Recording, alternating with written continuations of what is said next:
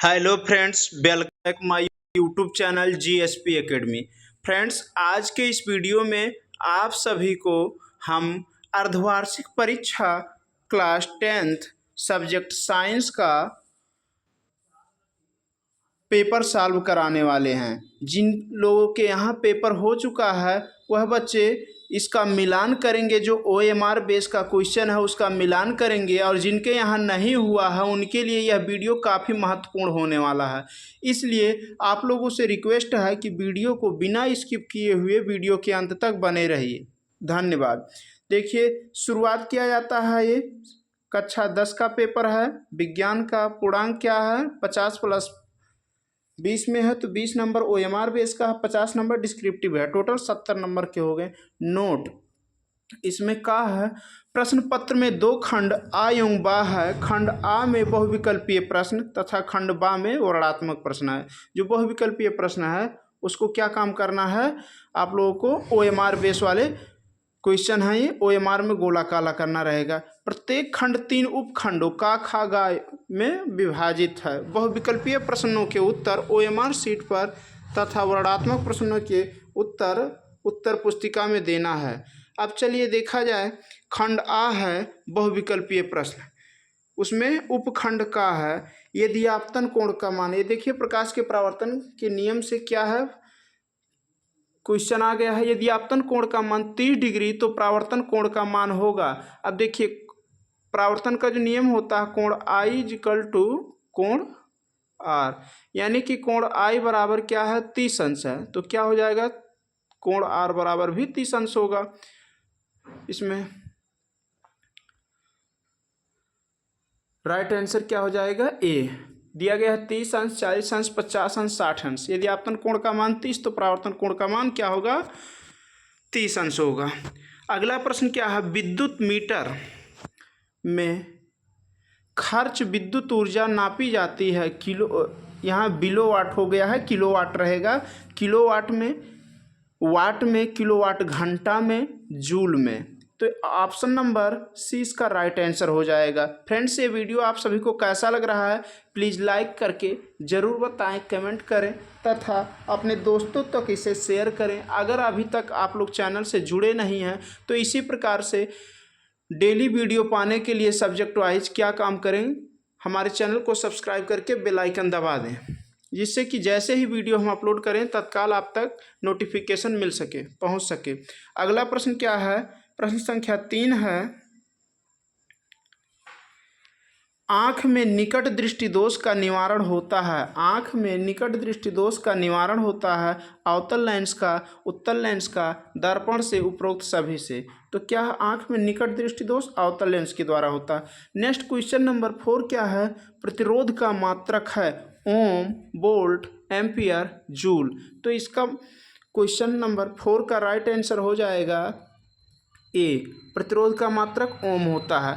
अगला प्रश्न क्या है, लेंस की क्षमता का मात्रक है। तो लेंस की क्षमता का मात्रक डायोप्टर, मीटर, जूल, वाट। इसका राइट आंसर हो जाएगा ये, डायोप्टर। अगला प्रश्न क्या है, प्रश्न संख्या 6 है,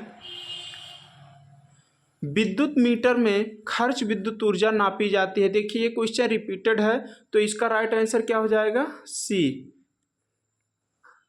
ऑप्शन, किलोवाट घंटा में। नेक्स्ट है, ट्रक ड्राइवर की सीट के पास होता है। तो ट्रक ड्राइवर की सीट के पास उत्तल दर्पण होता है। अगला प्रश्न क्या है, प्रश्न संख्या 8, उपखंड खा है, एक केमिस्ट्री का प्रश्न है। C+O2 गिव्स आउट CO2 क्रिया में उत्पाद है। तो उत्पाद क्या हो जाएगा, जो अभिक्रिया के उपरांत बनता है वही उत्पाद कहलाता है। तो ऑप्शन में दिया गया है CO2 दिया गया है, CO2 दिया गया, उपरोक्त सभी दिया गया है। तो राइट आंसर यहाँ सी हो जाएगा, CO2। अगला प्रश्न क्या है, प्रश्न संख्या 9, धातु है carbon, oxygen, nitrogen, calcium. Right answer इसका हो जाएगा calcium. Option number D right है 9वां का। अगला प्रश्न क्या है, प्रश्न संख्या 10 है, गंधक के अम्ल का सूत्र है H2SO4, HCl, HNO3, उपरोक्त सभी। इसका राइट आंसर क्या हो जाएगा, H2SO4, H2SO4। Option number A right हो जाएगा। अगला प्रश्न क्या है, एल्केन यौगिक का सूत्र है। एल्केन यौगिक का सूत्र होगा क्या CnH2n+2 CnH2n CnHn CnHn-2। तो यहाँ राइट आंसर हो जाएगा एल्केन यौगिक का सूत्र CnH2n+2 होगा। 11वां का ए। अगला प्रश्न क्या है? प्रश्न संख्या 12। मेंडलीव का आवर्त नियम आधारित है तत्वों के परमाणु भार पर, परमाणु क्रमांक पर, उपरोक्त सभी संयोजकता पर। तो मेंडलीव का जो आधुनिक, वैसे मेंडलीव का आवर्त सारणी किस पर आधारित है? परमाणु भार पर। लेकिन जब आधुनिक आवर्त नियम आ जाएगा मेंडलीव का, तब क्या हो जाएगा? Option number B right answer हो जाएगा, परमाणु क्रमांक पर। अगला प्रश्न क्या है? खाने के सोडे का सूत्र है NaCl Na2CO3 NaHCO3 CaCO3। तो यहाँ राइट आंसर क्या हो जाएगा? 13वें का सी, NaHCO3। खाने के सोडे का सूत्र होगा NaHCO3। अगला क्वेश्चन क्या है? उपखंड गा है। उपखंड गा में कुछ प्रश्न दिए गए हैं जो कि बायोलॉजी से संबंधित है, क्योंकि आप लोग के पेपर में जो है फिजिक्स, केमिस्ट्री, बायो तीनों रहेंगे। तो अगला इसमें उपखंडगा है। उपखंडगा में 14वां प्रश्न, पादपों में प्रकाश संश्लेषण द्वारा भोजन का निर्माण होता है। तो पादपों में प्रकाश संश्लेषण द्वारा भोजन का निर्माण किसमें होगा? जड़ में, पत्ती में, तने में, पुष्प में। तो पादपों में जो प्रकाश संश्लेषण के द्वारा भोजन का निर्माण पत्ती में होता है। राइट आंसर बी हो जाएगा। अगला प्रश्न क्या है? सबसे बड़ी पाचन ग्रंथि है यकृत, लार ग्रंथि, अग्नाशय, आमाशय। तो सबसे बड़ी पाचन ग्रंथि क्या हो जाएगा? यकृत हो जाएगा। अगला क्वेश्चन क्या है? Question number 16। फेफड़ों में शुद्ध रक्त आता है। तो फेफड़ों में शुद्ध रक्त कहाँ से आता है? बायां लिंद से, दायां लिंद से, बाएं निलय से, दाएं निलय से। तो फेफड़ों में जो शुद्ध रक्त आता है वो बायां लिंद से आता है। इसका राइट आंसर क्या हो जाएगा? 16वें का ए। 17वां नंबर, विटामिन सी का मुख्य स्रोत है अंडा, मछली, दाल, नींबू। तो समस्त खट्टेदार पदार्थों में विटामिन सी मिलता है। तो क्या हो जाएगा? यहाँ राइट आंसर डी हो जाएगा, नींबू। नेक्स्ट है, किस हार्मोन की कमी से मधुमेह रोग होता है? Insulin, gastrin, relaxin, oestrogen. Option number 18 का ए राइट हो जाएगा, इंसुलिन। अगला प्रश्न क्या है? प्रश्न संख्या 19। पुष्प में भाग होते हैं, पुष्प में भाग होते हैं। प्रश्न संख्या 19 है, पुष्प में भाग होते हैं 3, 4, 5, 6।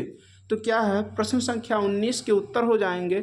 इसमें मुख्य रूप से पुष्प में 4 भाग होते हैं, बाह्य दल पुंज, पुमंग और जायांग। अगला क्वेश्चन 20 नंबर का है, नर जनन अंगों से संबंधित ग्रंथि है। तो क्या हो जाएगा? प्रोस्टेट, काउपर, जठर, पेनियल। तो यहाँ जो है नर जनन अंगों से संबंधित इस प्रश्न में पूछा गया, तो राइट आंसर हो जाएगा प्रोस्टेट। फ्रेंड्स, ये वीडियो आप सभी को कैसा लग रहा है? देखिए, हमने 20 क्वेश्चन OMR बेस का करा दिया। अगला प्रश्न क्या है? इसमें खंडवा और ऋणात्मक प्रश्न, लघुत्तरीय प्रश्न है, जिसमें पहला क्वेश्चन क्या बनेगा? इसमें आप लोग पहला क्वेश्चन देख लीजिए, लघुत्तरीय प्रश्न। मानव नेत्र की सामंजस्य क्षमता को परिभाषित कीजिए। तो मानव नेत्र की सामंजस्य क्षमता कितना होता है? 25 सेंटीमीटर होता है। इसका परिभाषा भी देना है आप लोगों को। अगला प्रश्न देखिए, इधर के जो भी प्रश्न है हम ऐसे पढ़ करके सुना देंगे, आप लोग अपने नोटबुक और टेक्स्ट बुक के माध्यम से तैयार कर लेंगे। इसमें प्रश्न संख्या दूसरा है, उत्तल लेंस के फोकस पर स्थित किसी वस्तु के प्रतिबिंब का बनना आरेख खींचकर दर्शाइए तथा बने हुए प्रतिबिंब की प्रकृति एवं स्थिति भी लिखिए। नेक्स्ट क्वेश्चन है, निकट दृष्टि दोष किसे कहते हैं? इस दोष का निवारण किस प्रकार किया जाता है? किरण आरेख द्वारा स्पष्ट कीजिए। तो निकट दृष्टि दोष में क्या होता है? अवतल लेंस का प्रयोग किया जाता है। इसमें ये आप लोग टेक्स्ट बुक से तैयारी कर लेंगे, इसका नोट से तैयारी कर लेंगे। अगला प्रश्न क्या है? दीर्घ उत्तरीय प्रश्न। कोई एक प्रश्न हल करो। तो चौथे का का और खा दिया गया है। अब इन दोनों में से कोई एक ही प्रश्न करना है। चौथे का का है, उत्तल लेंस के सम्मुख विभिन्न स्थितियों में रखी वस्तु के लेंस द्वारा प्रतिबिंबों की स्थिति, आकार तथा प्रकृति किरण आरेख को दर्शाइए। अगला प्रश्न क्या है? प्रिज्म क्या है? किसी प्रिज्म द्वारा प्रकाश का अपवर्तन समझाइए। तो इसमें देखिए, विग्योर जो बनता है वो प्रिज्म के द्वारा ही बनता है। आप लोग प्रिज्म क्या है इसके बारे में लिखेंगे और प्रकाश का अपवर्तन समझाएंगे। छठा प्रश्न क्या है? छठा नहीं, इसमें चौथा हुआ, अभी चौथे का का हो गया, खा हो गया। अब उपखंड खा है, लघु उत्तरीय प्रश्न, जो कि किसका है? ये केमिस्ट्री का होगा, क्योंकि फिजिक्स हो गया, अब केमिस्ट्री आएगा। केमिस्ट्री में पांचवा प्रश्न, सजातीय श्रेणी क्या है? उदाहरण सहित समझाइए। नेक्स्ट क्वेश्चन क्या हो जाएगा? इसमें क्वेश्चन नंबर 6वें का सिल्वर के शोधन में सिल्वर नाइट्रेट, 6वें क्वेश्चन का है सिल्वर के शोधन में सिल्वर नाइट्रेट के विलयन से सिल्वर प्राप्त करने के लिए कॉपर धातु द्वारा विस्थापन किया जाता है। इस प्रक्रिया के लिए अभिक्रिया लिखिए। नेक्स्ट है क्वेश्चन नंबर 6वें का ऐसी कौन सी धातुएं हैं जिन पर सरलता से जंग नहीं लगता, कारण सहित लिखिए। नेक्स्ट क्वेश्चन नंबर क्या है 7वां दीर्घ उत्तरीय प्रश्न है। इसमें ऑक्सीजन के योग या ह्रास के आधार पर निम्न पदों की व्याख्या कीजिए, प्रत्येक के लिए 2 उदाहरण दीजिए। उपचयन, अपचयन, यह है उपचयन और अपचयन, इसका परिभाषा आप लोग को लिखना है। और अगला प्रश्न क्या है इसमें अथवा करके दिया गया है। अथवा क्या है संतृप्त हाइड्रोकार्बन यौगिक तथा असंतृप्त हाइड्रोकार्बन यौगिक क्या होते हैं, समझाओ। नेक्स्ट क्वेश्चन क्या हो जाएगा उपखंडगा है लघु उत्तरीय प्रश्न, उपखंडगा है लघु उत्तरीय प्रश्न। इसमें 8वां जो कि बायोलॉजी का है, आनुवांशिकता से क्या समझते हो, समझाइए। आनुवांशिकता से आप क्या समझते हो? आनुवांशिकता मतलब क्या है, जो लक्षण एक पीढ़ी से दूसरी पीढ़ी में पहुंचते हैं ऐसे लक्षणों को आनुवांशिकी लक्षण कहते हैं। और विज्ञान की वह शाखा जिसके अंतर्गत इसका अध्ययन किया जाता है उसे आनुवांशिकी कहते हैं। इसमें समझाना है। अब इसके जनक कौन है? मेंडल। मेंडल ने ही मटर के पौधे पर प्रयोग करके 3 नियम प्रतिपादित किए थे। आगे इसमें क्या है कुपोषण से क्या तात्पर्य है, कारण भी लिखो। नेक्स्ट क्वेश्चन है तंत्रिका तंत्र किसे कहते हैं, समझाओ।